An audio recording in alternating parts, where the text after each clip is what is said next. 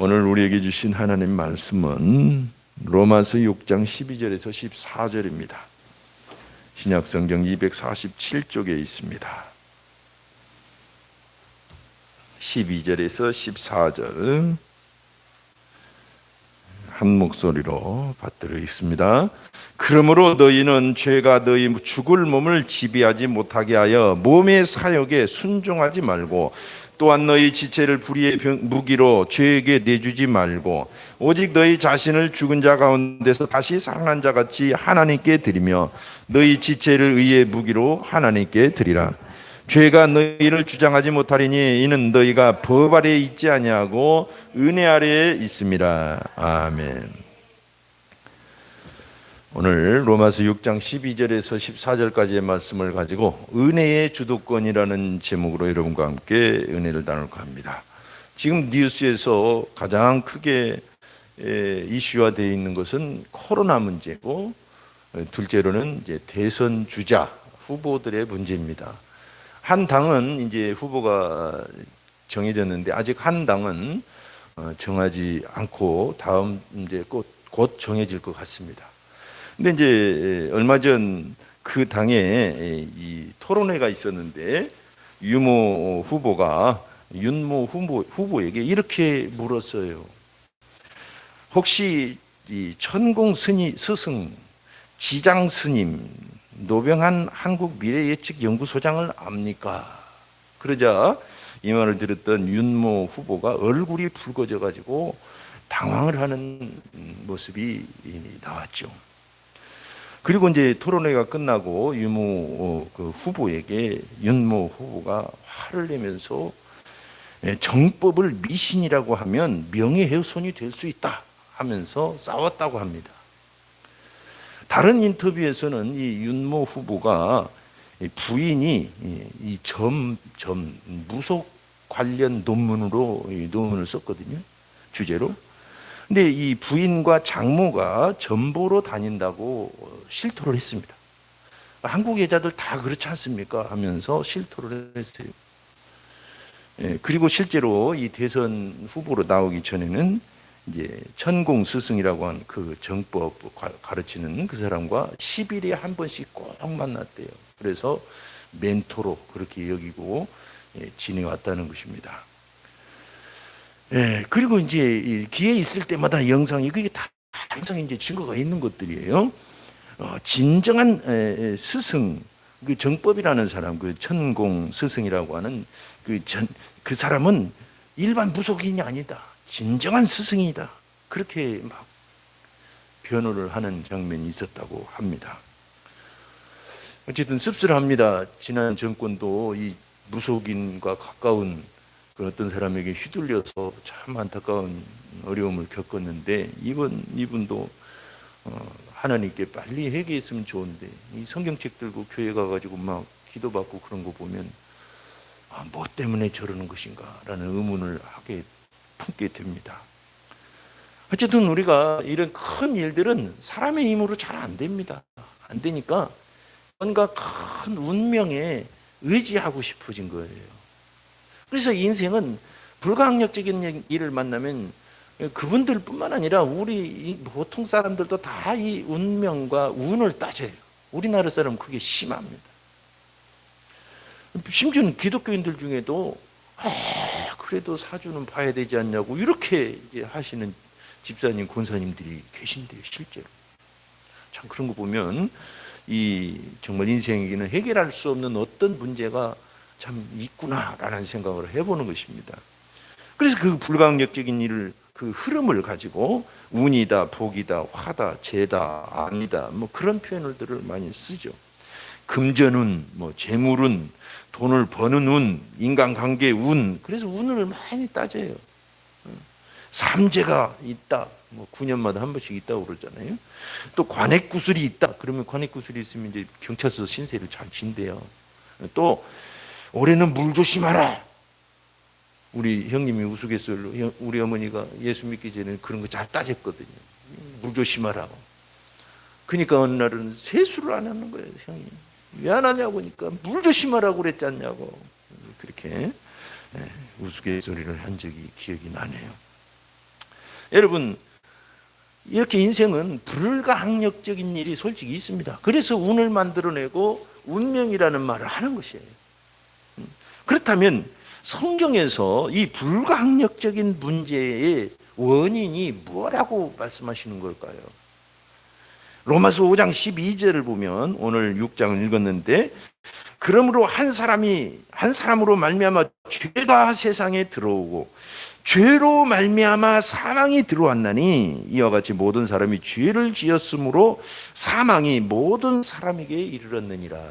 이 사망이라는 운명이, 거스를 수 없는 이 운명이 죄 때문에 들어왔다는 것입니다. 예, 죄 때문에. 모든 운명 중에 최후의 운명은 바로 죽음이잖아요. 사망이잖아요. 그것은 아무도 지금까지 저항한 사람이 없어요. 이건 다른 건 어떻게 이럭저럭 저항을 했을지라도 이 죄와 심판은 지금까지 저항한 사람이 없습니다. 이긴 사람이 없어요. 그것이 죄 때문에 들어왔다고 하는 것입니다. 여러분, 인생의 문제는 간 때문이 아닙니다. 죄 때문입니다. 인생의 모든 문제는 죄 때문이에요. 우리가 죄 얘기하면 좀 무겁고 분위기가 좀 그렇긴 합니다만, 유대인들은 이 독과 죄의 문제는 심각하게 다뤘습니다. 왜냐하면 죄는 모든 문제를 어그러뜨린 장본인이기 때문에 그렇습니다.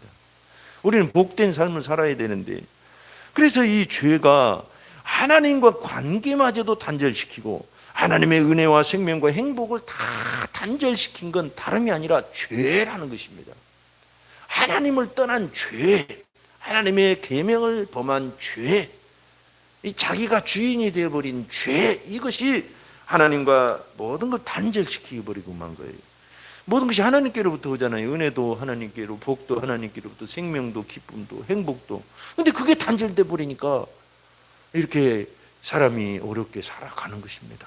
그래서 이사야서 59장 2절 보면, 오직 너희 죄악이 너희와 너희 하나님 사이를 갈라놓았고, 뭐가요? 죄악이, 너희 죄가 그의 얼굴을 가려서 너희에게서 듣지 않으시게 함이니라. 이 죄가 문제예요. 죄 때문이에요. 죄 때문.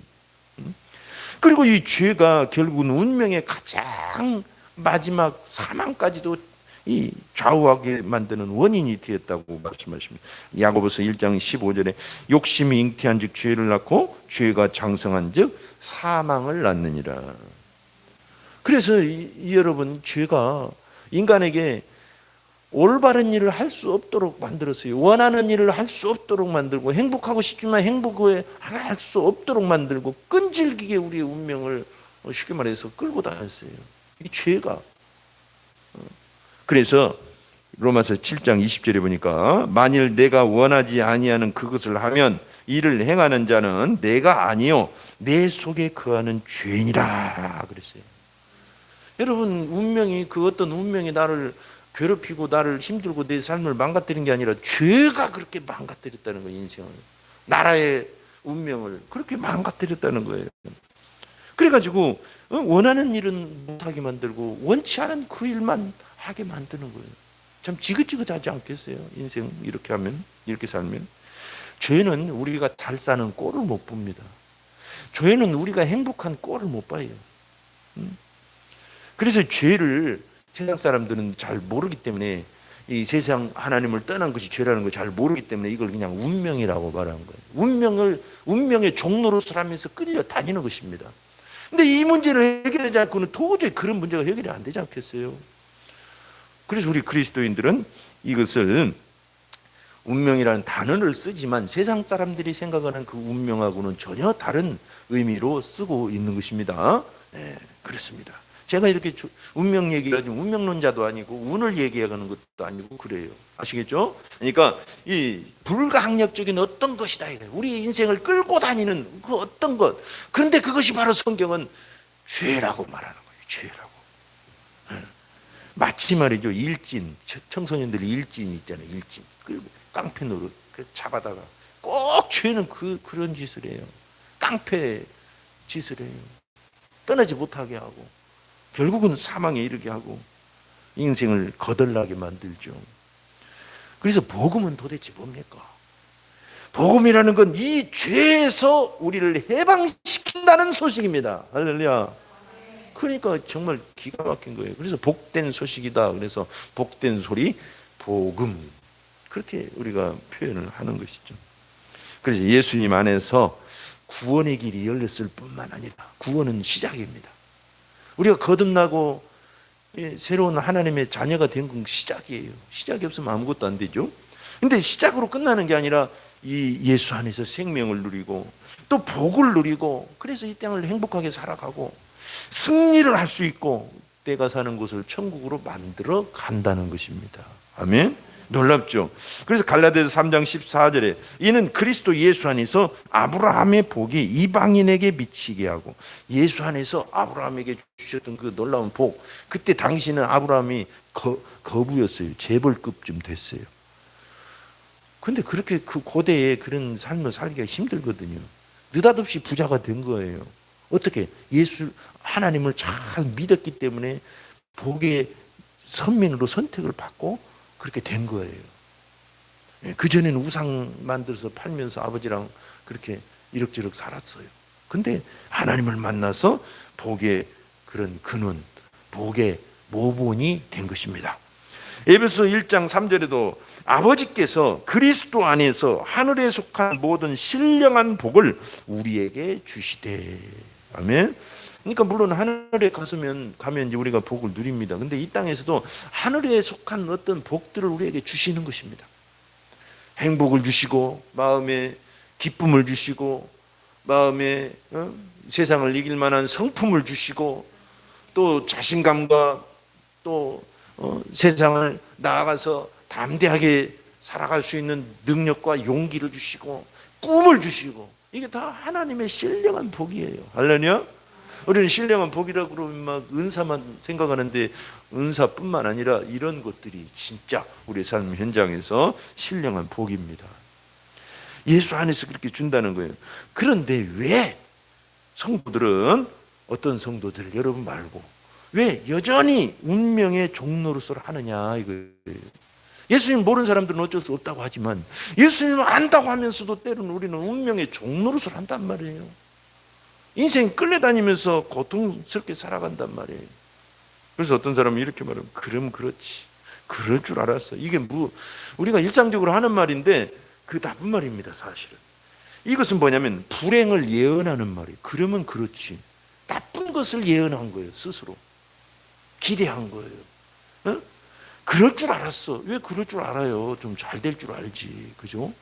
우리는 은혜를 생각하고 미래에 하나님께서 복 주실 것을 생각하고 승리를 생각해야지 잘못된 불행을 예언하면서 살아가. 이게 바로 이 운명의 종노릇을 하는 것입니다. 우리는 여기에서부터 해방되려고 예수를 믿고 주님께서 우리를 부르셨는데 우리는 우리 스스로 도저히 안 된다는 생각 또는 계속 이 운명이 되려는 그런 어떤 운명의 종이 되려는 종이 되어서 살려는 생각 또는 죽어라 하는 그런 생각, 부정적인 생각, 실패의 생각, 죄된 생각, 불행을 꿈꾸는 생각, 거역의 생각 이런 것들은 하나님의 복과는 완전히 반대편에 있다는 것을 기억합시다. 이런 생각들 때문에 우리가 그 운명의 종노릇을 헤어나올 수가 없는 거예요. 그러니까 예수 믿고 모든 게 저절로 잘 되는 게 아니라 이와 같이 내 생각에서 바꿔가야 됩니다. 자꾸. 운명을 개척해 나가야 돼요. 할렐루야. 진리의 말씀으로. 그래서 첫째로 우리는 꼭 해야 될 것은 뭐냐면 은혜의 주도권을 내가 잡기로 결심을 해야 됩니다. 대단히 중요해요. 세상 사람들도 인생은 마음먹기에 달렸다 그러잖아요. 제한적이지만 이게 맞습니다. 맞아요. 마음먹기에 달려 있어요. 오늘 본문에도 12절에 보니까 그러므로 너희는 죄가 너희 죽을 몸을 지배하지 못하게 하여 죄가 다시는 내 몸을 지배하지 못하도록 내가 해야 되겠다. 그렇게 하라는 것입니다. 그렇게 생각을 하라는 거예요. 쉽게 말해서 결심하라는 것입니다. 지긋지긋한 운명이 나를 이제 더 이상 지배 못하게 해야 되겠다. 그 미움이 절망이 안 된다는 생각이 이 정말 불행한 상황이 다시는 내게 있게 못하겠다. 이렇게 생각을 하라는 것입니다. 죄라고 그러면 꼭 우리가 나가서 도둑질하고 이것만 죄가 아니에요. 하나님을 떠난 생각이 다 죄입니다. 그러니까 불행하게 살려는, 불행한 상황에서 빠져서 당연한 걸로 여기는 것도 여전히 죄에 빠졌다라고 말하는 거예요. 우리는 불행한 삶에서 헤어나와야 됩니다. 아멘. 그래서 너희 죽을 몸을 지배하지 못하도록 하라 그랬어요. 몸의 사욕에 순종하지 말라 그랬어요. 쉽게 말해서 죄가 내 인생을 함부로 하지 못하게 하라 이거예요. 운명이, 불가항력적인 그 어떤 것이, 나 불행이 나를 함부로 못하게 하라는 것입니다. 우리가 인간관계에서도 누군가가 나를 지속적으로 괴롭히면 함부로 못하게 따끔하게 말을 해줘야 좀 멈춥니다. 내버려두고 마음 가슴앓이만 하고 뒤에서 막 불평만 하면 해결이 안 돼요. 대상이 누구든지 간에 나를 함부로 하면 정중하게 표현하든 따끔하게 표현하든 표현을 해야 돼요. 그래야 사람이 함부로 못합니다. 그런 것처럼 죄가 말이죠, 만만하게 우리를 보니까, 운명이 우리를 만만하게 보니까 그러지 말라고 당당하게 따끔하게 혼을 내주셔야 됩니다. 할렐루야. 그렇게 해보시겠어요?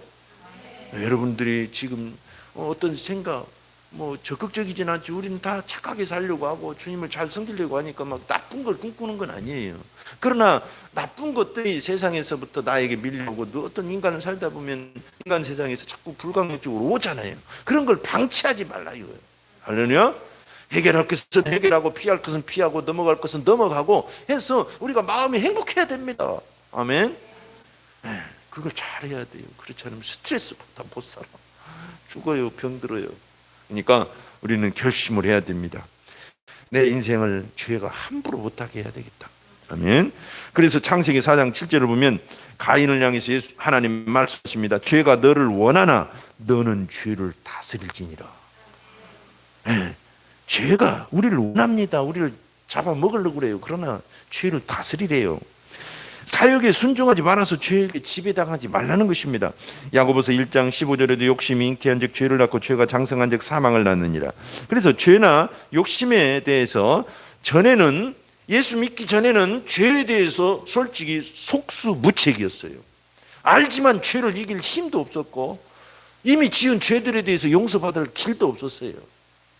근데 이제 예수 안에서 이 두 가지 것이 해결된 겁니다. 첫째는 과거에 지은 죄를 다 용서받았어요. 할렐루야. 두 번째는 현재 내게 죄성이 나타나고 이 죄가 득세할 때 죄를 이길 힘을 주시는 것입니다. 그 힘을 주고 계셔요 지금. 할렐루야. 십자가와 성령의 복음이, 십자가와 부활과 성령의 복음이 우리 스스로 죄를 이기라고 안 해요. 그건 다른 종교가 말하는 거예요. 죄에서 구원해놓고 죄 이기는 건 네 마음대로 해, 네가 알아서 해, 그거 아니에요. 아시겠죠? 죄에서 구원하시고 죄를 이길 힘도 지금 주신다 이거예요. 예수 안에서. 이게 복음입니다. 진짜 복음은 그래야 되잖아요. 그죠? 예수 믿고 구원받고 천국 가자고만 말하면 그 복음이 3분의 1도 안 돼요. 그러다가 천국 가기 전에 죄 짓고 다시 세상 나가면 소용이 없잖아요. 그죠? 문제는 예수 믿고 하나님의 자녀가 되어서 천국을 보장받을 뿐만 아니라 이 땅에 살아가면서 죄를 이기면서 살 수 있도록 해줘야 되는데 복음이 진짜 그 일을 하는 것입니다. 구원파 그런 사람은 잘 모르죠. 이런 거. 그래서 우리 교회는 특히 죄를 이기는 힘에 대해서 많이 강조합니다. 교회들이 솔직히 이 부분 많이 발견을 못했어요. 저도 목회 많이 했다고 그랬잖아요. 올해 한 30년 넘게 한 것 같아요. 많이 했죠. 근데 결국은 말이죠, 죄와 싸워서 이기는 길이 안 보이면 안 돼요. 근데 많은 교회가 이걸 잘 강조를 안 하고 그냥 열심히 살려고만 하니까 힘은 들죠. 물론 훌륭한 교회들이지만, 그래서 우리는 복음을 알 때 확실하게 알면 좀 더 행복하고 편안하게 신앙생활을 할 수 있다는 것입니다. 아멘. 죄를 이기는 힘이, 길이 열린 것입니다. 그래서 우리가 죄를 이겨야지, 죄와 상관없게 살아야지, 죄가 나를 함부로 못하게 해야지 해도 예수 믿기 전에는 소용이 없었어요. 결심을 해도. 근데 예수를 믿고 나서는 이게 이제 효과를 발휘하기 시작한 것입니다. 예수 안에서는 죄에 대해서 우리가 강력하게 거절하면 거절당하는 거예요, 죄가. 아멘? 그러니까 얼마나 좋아요. 그래서 성경은 우리에게 맹세나 장담은 하지 말라고 그랬어요. 예수님 그러셨잖아요. 그건 죄라고 그랬어요. 근데 결심은 권장하고 있습니다. 결심하면 힘을 주셔요. 성령님께서. 아멘. 여러분 결심하시기 바랍니다. 뭐 손가락에 장을 지진다는 그런 장담이나 맹세는 우리는 안 해요. 안 하지만 결심은 매번 하는 것입니다. 비록 넘어질지라도 다시 결심하면 주님이 힘이 주셔서 다시 일어서게 하시는 것입니다. 그래서 갈라디아서 5장 24절 그리스도 예수의 사람들은 육체와 함께 그 정욕과 탐심을 십자가에 못 박았느니라. 마태복음 5장 34절 나는 너에게 이르노니 도무지 맹세하지 말지니 하늘로도 하지 말라 이는 하나님의 보좌임이요. 아멘. 그래서 이젠 주도권을 잡는 것입니다. 내 인생의 주도권, 은혜의 주도권. 아멘. 물론 하나님이 내 삶의 모든 주인이시지만 내가 주도권을 잡고 하나님께 나아가야 되는 것입니다. 물론 하나님께서 인도해 주시는 것이 있어요. 내가 주인이 되는 뜻이 아니라 내가 내 삶의 은혜에 대해서 방치했었는데 이젠 그러지 말고 주도적으로 은혜의 길을 가자는 것입니다. 그리고 두 번째로는 그것으로도 부족해요. 솔직히 나를 하나님께 도구로 드려야 돼요. 뭘로? 도구로 드려야 돼요. 오늘 읽진 않았습니다만은 5절에서 11절까지는 이 사망, 이 운명, 이 저주 같은 것을 이기려면 하나님, 예수님과 연합하라고 가르쳤어요. 5절에서 11절.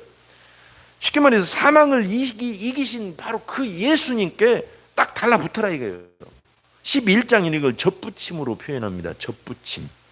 재밌죠? 요즘만 젖붙임이 있는 줄 알았더니 나무 이렇게 젖붙이는 거 벌써 2000년 전에도 있었고 그 고대에도 이런 농사법이 있었나 봐요. 젖붙임을 얘기해요. 예수님께 젖붙임을 받는 것이 사망과 저주를 이기는 길이라는 것입니다. 아주 쉽죠. 포도나무 비유를 말씀하시기도 하고. 그러면 사망이 내게서 왕노릇을 못한대요. 왕노릇을 득세를 못한대요. 운명이 득세를 못해. 그 전에 그냥 막 나를 코낀 소처럼 이리 끌고 저리 끌고 나를 내 맘대로 했어요. 운명이. 근데 예수 안에서는 그러지 못한다는 것입니다. 아멘. 그래서 13절 오늘 본문을 보면 또한 너희 지체를 불의의 무기로 죄에게 내주지 말고 오직 너희 자신을 죽은 자 가운데서 다시 살아난 자 같이 하나님께 드리며 너희 지체를 의의 무기로 하나님께 드리라. 우리 인생이 여러분 삶은 이제 은혜 가운데 많이 회복이 됐지만 사실 인생이라는 게 망가지는 이유가 뭐냐면 죄에게 방치되었기 때문에 죄가 갖다 농락을 하고 그냥 두들겨 패고 그냥 폐허를 만들었기 때문이에요. 근데 이제 이 모든 것을 다시 하나님께 갖다 드리면 망가진 것일지라도 드리면 그것을 가지고 하나님은 놀라운 작품을 만들어 가신다는 것입니다. 하나님은 창조주예요. 창조주. 예술가 중에서도 고수예요. 예술가들은 작은 이 뭐예요? 이 부스러기로도 쓰레기로도 이 재활용을 해서 작품을 만들잖아요. 몇십억, 몇백억짜리를 만들어요. 그런 것처럼 여러분 하나님은 최고의 고수이고 창조주셔요. 그래서 우리 망가진 내 인생은 안 돼. 나 이제 다 글렀어. 그게 아니고 이번 인생은 망했어. 그런 요즘 젊은이들 그런 말 하는데 기독교인이 하는 말이 아닙니다. 그건 불교적인 말이고 완전히 체념하게 만드는 거예요. 저는 그런 말을 하지 않았으면 좋겠다는 생각을 해요. 아시겠죠? 네, 그랬을지라도 주님께 맡기면 주님은 누구다? 창조주예요. 창조주. 없는 것도 있게 하시는데 지금 망가진 것 가지고 더 좋은 거 못 만드시겠어요? 할렐루야. 그래서 하나님께 맡기라는 것입니다. 너희 자신을 죽은 자 가운데서 다시 살아난 자 같이 하나님께 맡기라. 우리가 인간관계에서 망가졌습니다. 인간을 좀 잘해보려고 하는데 말은 할수록 거칠어진다고, 가루는 칠수록 고와지는데 그냥 이 방적 때문에 망가진 경우가 많아요. 망가뜨리기는 내가 망가뜨렸어요. 그러나 이것을 주님께 맡기면 회복이 되기 시작한다는 것입니다. 사람은 죄인이기 때문에 그냥 열심히 살다 보니까 어떻게 그냥 망가져요. 자꾸 열심히 살려고 혼자 살려고 할수록. 그러나 이것을 가져다가 하나님께 드리면 하나님을 주인으로 삼고 하나님께 드리면 회복되기 시작하고 아름답게 기가 막히게 변하기 시작하는 것입니다. 아멘. 그래서 우리 인생이 사실은 죽기를 무서워함으로 한평생 매여 종노릇을 했다. 그래서 히브리서 2장 15절. 근데 이 종노릇 끌려다니고 망가지고 다 무너졌던 이 종노릇. 로마서 6장 6절 보니까 우리가 알거냐 우리의 옛사람이 예수와 함께 십자가에 못 박힌 것은 우리 죄의 몸이 다시 죽어 다시는 우리가 죄에게 종노릇 하지 아니하려 함이라. 십자가의 은혜가 모든 것을 단절시킨 거예요. 내 과거에 내게 내 멱살을 잡고 내 인생을 끌고 다녔던 그 운명과는 단절시킨 것입니다. 아멘. 여러분의 정말 연약함들이 있잖아요. 정말 다 장점들도 있지만 우리가 꼭 그것 때문에 무너지는 어떤 것들이 있어요. 그걸 갖고 하나님께 가는 거예요. 하나님, 내가 해보려고 하니까 도저히 이 부분은 안 됩니다. 뭐라고 꼭 집어 말할 수는 없지만 여러분들은 스스로는 아시죠. 저는 모르지만 나는 그게 문제인 것 같아요 할 때 그것을 바로 하나님께 갖고 가는 것입니다. 그러면 그걸 가지고 하나님은 고치시든지 깨뜨리시든지 다시 새 걸로 주시든지 하시는 것입니다. 그래서 우리를 온전케 하시고, 여기서 오늘 본문에 이 도구라는 말이 나오잖아요. 너희 자신을 무기라는 말이 도구란 뜻도 있고 악기란 뜻도 있습니다. 악기. 이 도구, 무기, 악기. 그래서 여러 가지로 번역을 해요. 근데 어쨌든 여러분, 이것을 하나님께 드리면 하나님은 기가 막히게 아름다운 음으로 소리를 내게 하세요. 명필은 붓 타령을 안 한대요. 명필은 붓이 깨졌네, 털이 이상하네, 그런 말 안 하고 진짜 잘한대요. 그래서 저도 사진에 관심이 있어서 사진 유명한 작가들 이렇게 얘기 들어보고 만나보면 중요한 건 무엇을 찍느냐, 어떻게 찍느냐 주제지 그 카메라가 중요한 게 아니라는 거예요. 참 중요하죠. 그러니까 창조주 하나님께는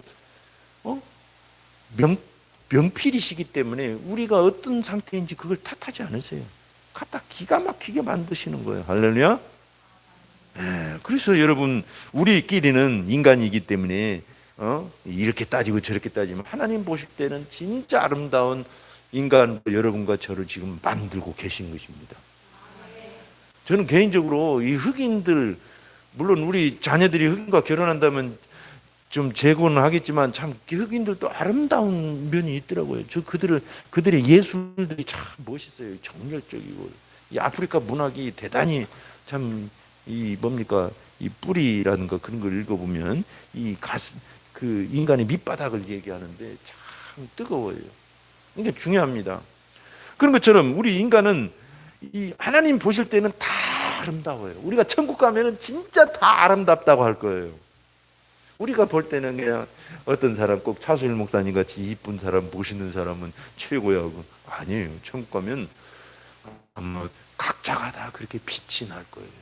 우리 이 뇌가 잘못돼가지고 이 눈이 보기에 편한 사람을 건강하게 보이고 편하게 보이는 사람이 미인으로 그렇게 기준이 있어요. 황금비라는 게 있어가지고. 근데 그건 하나님 앞에서는 안 그렇습니다.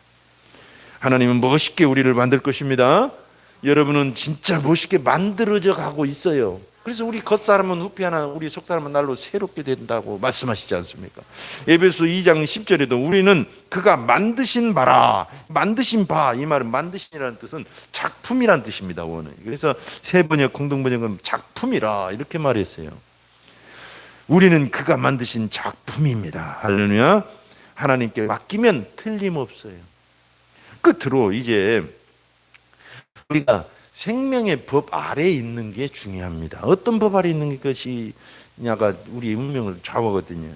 우리가 3년 전에 손정우 씨, 유명한 웰컴 투 비디오라고 해가지고 아동 음란물 관련해서 그 관련된 6건의 범죄로 우리나라에서 1년 6개월 형을 받았죠. 근데 이 사람이 저지른 죄를 보면 정말 경악할 짓이에요. 2년 8개월 동안 아동 청소년이 등장하는 음란물 동영상 22만 건을 유통시키고 4천여 명으로부터 7,300여회에 걸쳐서 약 4억 원을 받았죠. 그리고 다른 데다가 또 122만 명 정도가 회원이 있는 그곳에 36만 건을 올리고, 그래서 미국이 발칵 뒤집혔죠. 미국에 주로 막 그 사람들이 많이 이용을 해서. 근데 미국이 그 사람 내놓으라 이거예요. 미국에서 좀 살았던 모양이에요. 손정우. 근데 여기서 1차로 형벌을 1년 6개월 받았기 때문에 이 일사부재리 원칙에 의해서 다른 데 형벌을 못 받습니다. 그 국가 간의 교육에 있어서. 우리나라 안에서도 그러잖아요. 그래서 그것에는 이제 만약에 형을 내린다면 이제 그 성착취와는 관계없이 이 불법 자금 세탁죄로만 아마 다루었을 거라고. 근데 그것만 해도 한 건당 20년에서 거기는 63건, 60년 받을 거라요. 그 것만. 근데 우리는 그건 다루지도 않았어요. 우리 법은.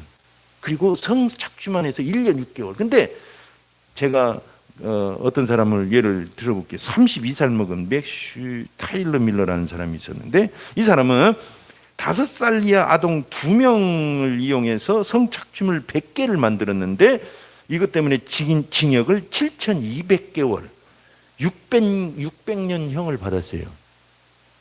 와, 우리나라는 수십만 건을 유통을 시켜도 1년 6개월인데 불과 100개 만들었어요. 그냥 만들어서 소지하고 있었던 모양이에요. 근데 600년 형을 받았어요. 미국은 그런 게 있어요. 종신형 8번, 9번 막 그렇게 받는 거. 우리하고는 차이가 달라요. 그래서 막 손정우 씨 그리 보내자고 막 난리였잖아요. 근데 우리는 안 보냈어요. 그게 참 법인지 참 많이 씁쓸하더라고요. 그래서 어느 나라의 법에 있느냐에, 법 아래에 있느냐에 따라 운명이 바뀌어요. 막 손정우 씨 쪽에서 막 난리가 났죠. 보냈지만 제발 여기서 다 받겠다고 안 보냈어요. 그런 것처럼 여러분 어느 법 아래에 있느냐가 운명을 바꿔버려요. 14절에 보니까 죄가 너희를 주장하지 못하리니 이는 너희가 법 아래에 있지 아니하고 은혜 아래에 있음이라. 은혜 아래에 있어야 우리가 앞에 말씀드린 그것들이 다 효과가 있는 거예요. 결심을 해도 효과가 있고 뭐예요? 하나님께 나를 드려도 효과가 있는 거예요. 죄의 법 아래에 있으면 소용이 없어요. 여기서 말하는 죄는 율법인데 율법은 죄를 다루잖아요. 그래서 무엇 아래에 있느냐가 중요한 것입니다. 성령의 법 아래에 있느냐, 율법 아래에 있느냐, 죄의 법, 율법 아래에 있느냐에 따라서 운명은 확실히 완전히 달라져요. 우리는 성령 안에 있어야 됩니다. 할렐루야. 성령 아니라고 할 때 성령님은 누구세요? 우리의 보혜사이신데 보혜사는 우리의 상담자고 변호자고 위로자라는 뜻입니다. 상담자, 변호자, 위로자.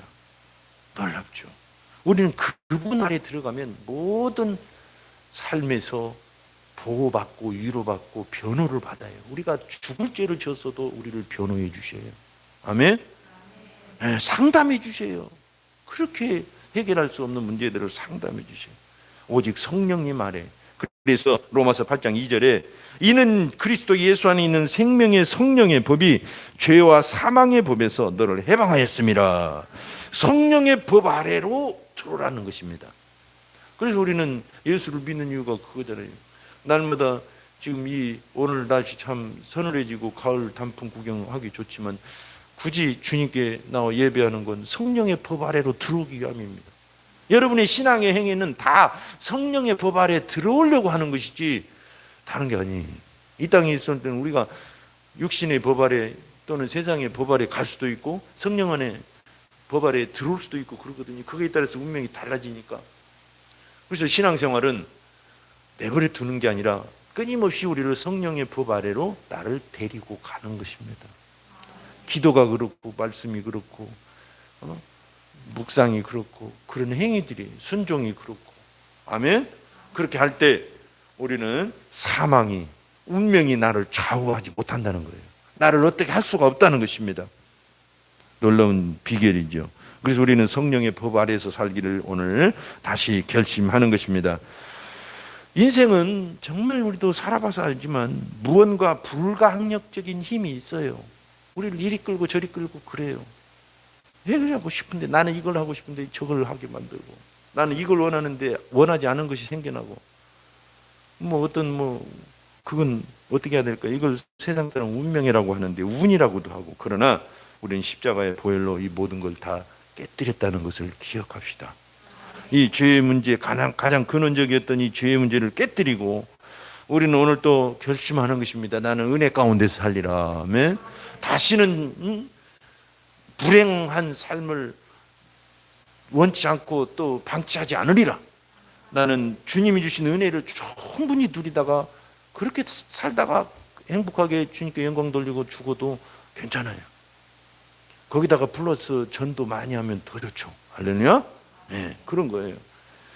네, 그래서 신명기 30장 19절에는 내가 생명과 사망과 복과 저주를 네 앞에 두었은즉, 주님을 우리는 생사화복을 주관하시는 분이라고 그래가지고 꼭 운명적으로 모든 걸 하나님이 주관하시니까 우리가 어쩔 수 없다라고 표현할 때 이 말을 막 자꾸 써요. 생사화복을 주관한다고. 근데 맞긴 맞아요. 생사화복을 주관하셔요. 그런데 우리에게 말씀하십니다. 뭐라고? 너와 네 자손이 살기 위하여 생명을 택하고, 생명과 복을 택하는 건 내 소관이라는 겁니다. 아멘. 우리는 결심하는 것입니다. 생사와 복은 주님께 달려 있어요. 그러나 생명과 복을 우리에게 선택하라고 하셨으니 우리가 결심하고 이제는 모든 은혜의 삶을 살리라 결심하는 것입니다. 예수님 안에서 여러분의 운명을 주도적으로 이끌어 가시기를 축원합니다. 이제 합심해서 한번 기도하겠습니다. 기도할 때 인생은 정말 불가항력적인 일들이 있어요. 저도 그렇고 여러분도 그렇고 아무도 이 불가항력적인 일에서 스스로 헤어날 수가 없습니다. 사람들은 가진 애를 써요. 그래서 종교를 만들기도 하고 점도 치고 굿도 하고. 그러나 성경은 이 모든 문제의 근원은 하나님을 떠난 죄 때문이라고 말합니다. 그러나 예수님께서 이 땅에 오셔서 우리를 위해서 죽으신 이유는 이 운명의 사슬에서 우리를 끊어내시고 해방시키시기 위함입니다. 그래서 오늘 또 우리는 은혜의 삶을 살기로 우리 스스로 믿음 안에서 주도적으로 결심하고 나를 주님께 온전히 드리는 것입니다. 이제 합심해서 한번 기도합니다. 하나님 아버지여, 사랑합니다. 감사합니다.